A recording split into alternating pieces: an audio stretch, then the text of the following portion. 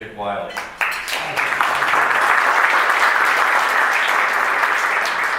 Ladies and gentlemen, we're very privileged to have with us one of the new members of the Federal Trade Commission, Noah Phillips, as you heard. Our guest is a native of Massachusetts, but somehow found his way down to Texas. And before joining the commission in May of this year, he served for 7 years with Senator Cornyn as his chief counsel on the Senate Judiciary Committee. He also previously was a litigator for Cravath, Swaine and Moore in New York and for Steptoe and Johnson here in Washington, D.C. He's a graduate of Dartmouth College and of Stanford Law School. Thanks very much for being here. Welcome to the Communications Service. You know, I suppose the first question has to relate to the topic of the day, right? The elections. And now that we're going to have divided government once again, how is that likely to impact your agency? Well, Dick, thanks for the question. Let me first begin by thanking all of you for being here. It's an honor really to be here at the Media Institute and understanding some of the speakers that you have. It's particularly humbling for me to be among them. It's also very much an honor to have a chance to talk to you. So thank you. With respect to your question about the election, my strong sense is that it actually won't make much of a difference in terms of the work that the FTC is going to do. We were going to enforce competition and consumer protection law before the election, and we're going to do it now. Okay, very good. Commissioners, clearly there's a lot going on in the whole privacy area, and not just at the Federal Trade Commission. For example, NTIA and NIST are very active in this area, as you know, and I'm wondering, as a lead privacy agency, whether you are coordinating with other government bodies like those, and how their studies and activities are going to impact the FTC. Sure, well, thanks. As you probably know, the FTC is not the only privacy-related agency in the federal government. For instance, the enforcement of HIPAA. But we are the most important, and we do have a pretty wide portfolio of privacy-related laws that we enforce. We have both specific privacy laws, protecting children, Dick Wiley, that sort of thing, but also do a lot of privacy enforcement and have for many years under our FTC Act, Unfairness and Deception Authority. And those are all really important pieces of the federal privacy framework. It does appear to me, like it appears to many, that we're at a moment of national conversation on privacy. And I was very heartened by the fact that when the NTIA put out its request for comment, that they took notice of the leadership role that the FTC has played. The reason that is important is there are a lot of very important discussions to be had about where we've been on privacy and about where we're going. There are a lot of important value judgments to be made.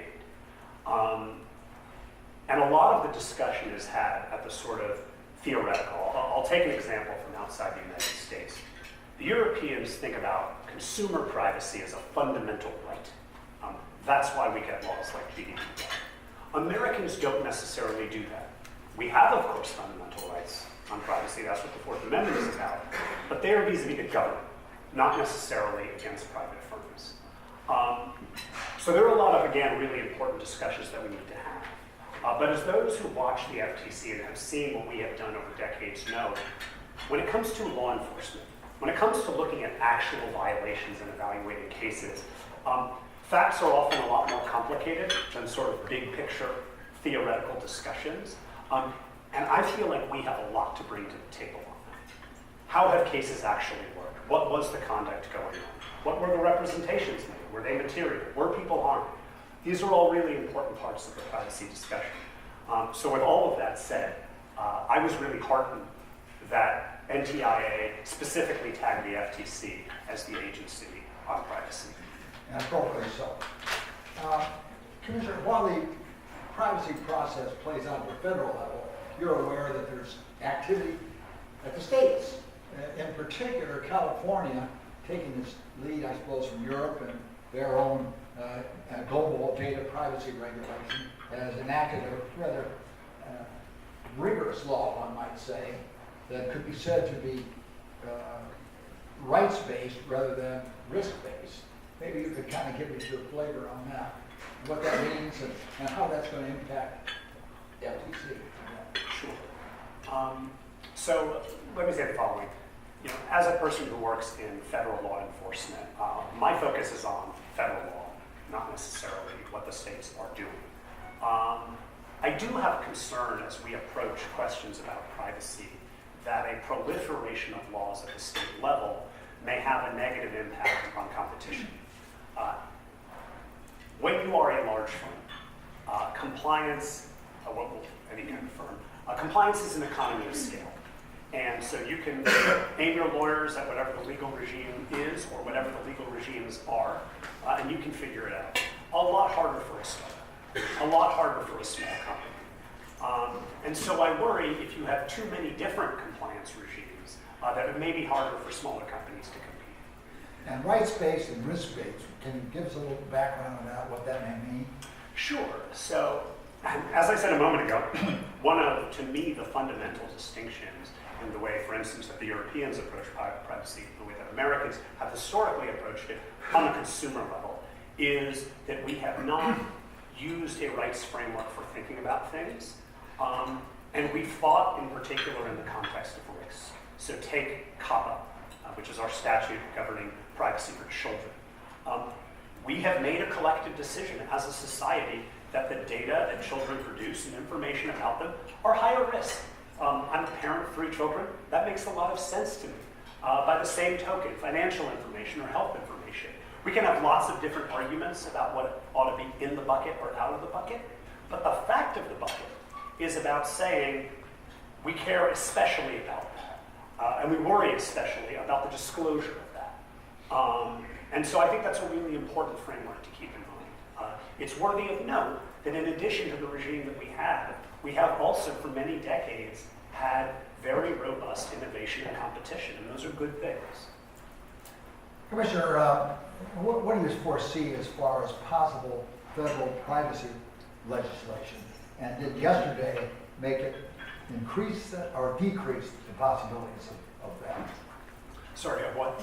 Of federal privacy legislation. I'm honestly not sure how much of a difference the election makes, for the following reason. As NTIA's requests for comment and their efforts reveal, the administration is not uninterested in privacy. We've heard Commerce Committee Chairman Thune talk about the inevitability of legislation, leaving open what that content might be.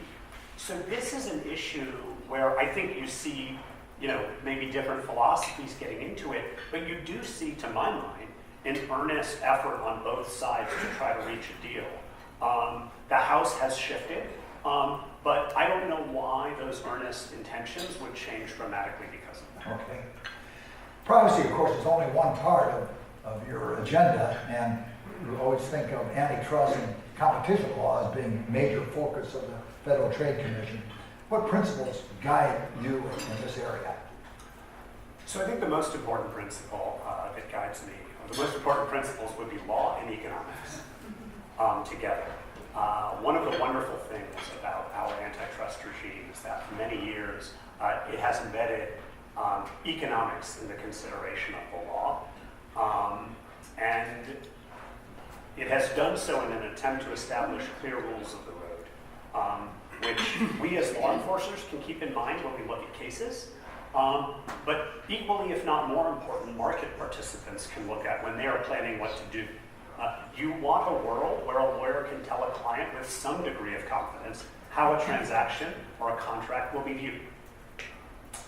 Commissioner, as we begin to move toward what might be called a digital economy as compared to a manufacturing economy, does that warrant a fresh look at our antitrust laws, perhaps?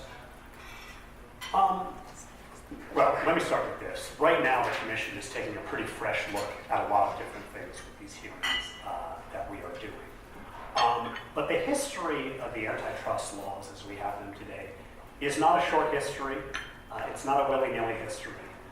It's a history built off of years of study, and then subsequently and critically, years of application, including to dynamic developments in the market. We have had our laws in substantially similar place since before the advent of the personal computer. And the advent of the personal computer made a tremendous difference to the economy, to how firms organize themselves, to how commerce is conducted. The laws allow themselves to be applied to all sorts of market developments. And in particular, what about the so-called consumer welfare standard that's been called into question recently? Does that perhaps warrant a possible relook at the antitrust laws or competition laws?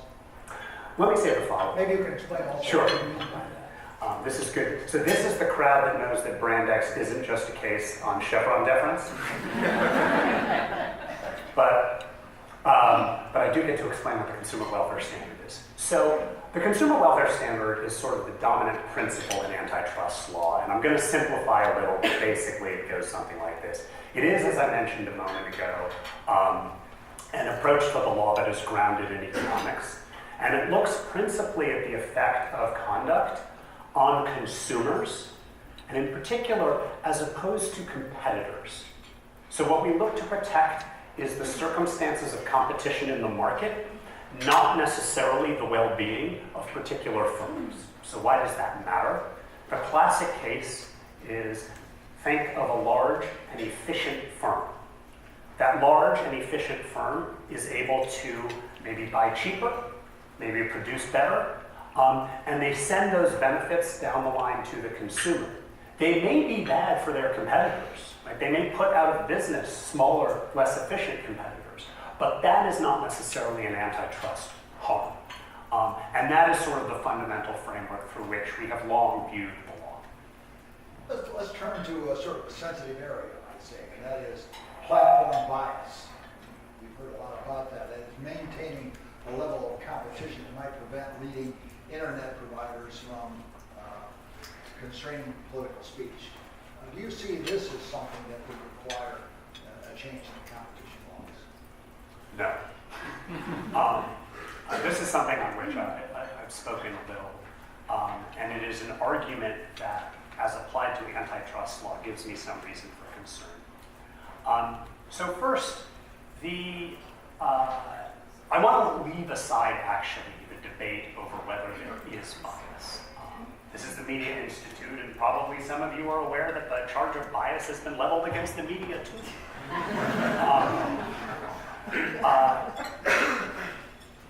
But I think my strong answer to this question isn't about whether there is bias. It's about whether antitrust law is the right solution. If you don't like the product you are using, you don't like that television channel, you think they're biased, or you don't like that search engine and you think they're biased, there are others. Competition can be a solution to the problem rather than competition law. And that's sort of the first thing. The second thing is that I worry that both the law itself and those who enforce it, myself included, are rather ill-equipped to answer this question. With respect to the law itself, I don't know how we evaluate consumer welfare against political bias. I don't know how that weighs. If we're protecting democracy, maybe that trumps everything. And by the same token, I don't know how I, as a person involved in law enforcement questions, would look at a question of evaluating political bias with anything other than my own political biases. And the last thing anyone should want, right or left, is law enforcement officials or even judges in roads making questions about, gosh, there doesn't seem to be enough of this argument in the public sphere. How do we get more of that? That's a very dangerous thing for us to do. Commissioner, despite that, do you foresee a possibility of an executive branch order in this area? I work in the independent agencies, so I don't know. You've heard the same rumors that I think a lot of us have heard about. I have read the newspaper. Well, if this hot potato wasn't enough, let's turn to one that's of interest to this whole audience, network neutrality. Now, things have changed a little bit. We were talking about Brand X at lunchtime today, and we've got a Title I service back again for broadband access. But that is the Commission's most recent order in this pie commission, so to speak, has really cast a different role for you. You want to explain what your role is now as far as this area, concerned? Sure. So the reclassification into not common carrier land puts us back into the business of enforcing competition and consumer protection law where we have jurisdiction. And in addition, the FCC's transparency order, I think, is aimed to arm us where companies are making representations that aren't true to use, in particular, our Section 5 deception authority. My view is that having been done, we ought to be on the ball. We ought to be watching what is going on in the market. We ought to take a very careful look at conduct. We ought to take a very careful look at what firms are saying, and if there are cases where companies are working outside the law, we ought to bring those cases. And how do you interact with the FCC in that regard? I think they've certainly... They're going to be enforcing those rules, right? Yes. Traffic management rules. Yes. And so how will you interact with them? My hope is that we continue to have a very positive interaction with them. They have certain expertise that they can bring to bear that we don't necessarily have in-house. They may spot things going on in the market that they can refer to us. Yeah. Of course, now, with the Title I back, we're really talking well beyond that as far as the role of the Federal Trade Commission, beyond just looking at the traffic management. You have plenary authority in this area now. How do you see that development? Again, I think we're going to do our best to track what's going in the market, where we need the FCC's help, get it from them and elsewhere, and just continue to look, are there violations of either the antitrust law or the consumer protection laws? We have brought throttling cases. We're sub judice in one of those cases right now, and where conduct continues to occur and isn't adequately disclosed, that's something in which we can take a look. What about paid prioritization? Any view on that? I'm not articulating a view in general about the practice. What I'm saying is, if you say you're not going to do that, and then you do that, that could be an issue of deception. Commissioner, one thing I'd be curious about, I came to the FCC from private practice, you were in private practice, but you came from the Hill. How do you find your responsibilities now as compared to what you were doing for Senator Cornyn during all those years? Let me start by saying, each of these jobs have been, when I have had them, the honor of my lifetime. I will never lose the wow that I got from walking into the well of the Senate chamber or the committee room. But the job of the FTC, I'm actually really thrilled that Becca Slaughter, one of my fellow commissioners there with me, she and I used to work together at the Senate, and now we've kind of come over together. Our job is different. We are not just looking at policy questions, we're looking at law questions. We're looking at facts that are presented. Policy is an important part of what we do, but our view of it is different. The most critical difference to me is the following. My view is that our job is to execute the laws passed by Congress. There are, of course, interstitial policy-making decisions that occur, but fundamentally, Congress is the one that gets to set what the laws are, and those laws get interpreted by the courts, and we execute those. When you work on the Hill, you get to take that policy-only view, which is a little bit different. I want to give the audience a chance to ask a few questions of our honored guest. Do we have any possible questions out there? Yes. He's one of our lady communications lawyers. Yes. Good afternoon, Commissioner. Thank you. You mentioned your deceptive authority under Section 5 for enforcement of the open internet transparency statements. Would there be an occasion for you to use your unfair authority as well in that same context? So, as you know, our unfairness authority sort of requires a weighing of costs and benefits. It's possible, but my understanding is part of the idea behind the transparency order is that you are broadcasting to the market what you are doing. Usually the showing in deception cases is not quite the same because you assume that deception is bad. And my understanding is the transparency order specifically contemplates the use of that, forgive me, but easier authority to use. Well, if there were an absence of an internet transparency statement or absence of a privacy policy or even security practices, would that not call into play your unfair? Maybe you could just repeat that so they can hear it. I'm sorry. Sorry. The question is whether, in the absence of transparency being provided, our unfairness authority might be triggered. And the answer is, of course, it could be, right? That always depends on what the facts of the case are. Other questions from the audience? Anybody else? Yes. What do you think is going to be the most helpful outcome of the ongoing hearings into your work going forward over the next few years?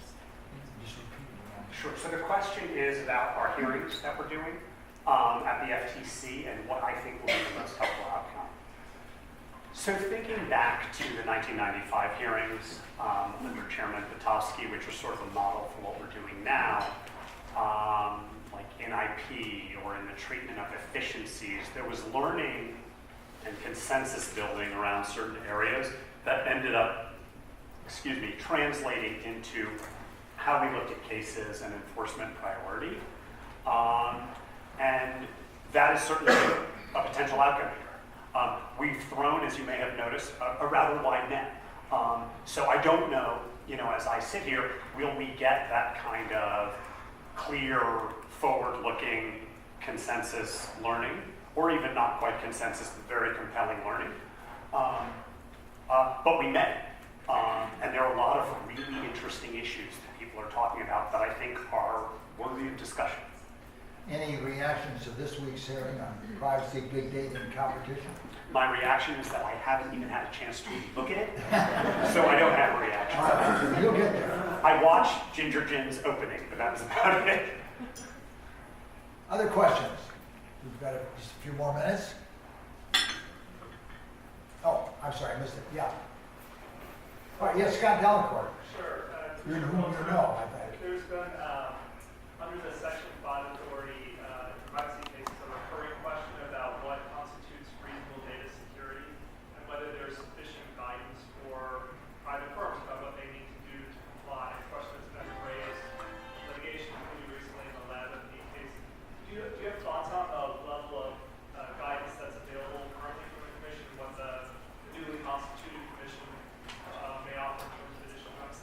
Commissioner, the same, can you reverse it? Maybe just summarize that question. So the question is whether, Scott, forgive me if I'm getting this wrong, but whether our guidance on data security is adequate. I want to leave aside the LabMD questions for a variety of reasons. Let me say the following. The way we have approached data security has in part to do with the concept of negligence. Asking, not every firm ought to have exactly the same level of security, and have you done the right things to make sure that you have an adequate level of security? I'm very interested, let me start with this. I think that's a fundamentally good principle. To the extent folks think there isn't adequate guidance and have a view about what guidance we ought to have, I think that's a conversation we can have. I think we had another question right back here. I saw a hand. No, I was pointing at him. Oh, you're pointing over there. All right, Gary Arlen. One of the criticisms of Washington policymakers is that you just can't keep up with the speed of technology. It's getting faster, and a lot more players are surfacing out of nowhere. How in the world do you expect to keep up in the current environment with what's coming next when we don't know what's coming next, let alone approach a feasible way to make policy on how to deal with these things? Look, I think that's maybe the toughest issue that we face. We are never going to be as fast as the market. You can't. That's the nature of the market. And I think we also need to allow for the fact that markets may change in ways that surprise us. They may change in ways that even unsettle us. But those changes aren't necessarily bad things. I think it's our job to do our best to understand changes as they go on, to allow for the fact that we have maybe inherently conservative biases about how things ought to look versus how they are looking to us at any given moment. It's also incumbent upon us to talk to folks in the market and understand the changes that are going on. That's a really important part of what we do.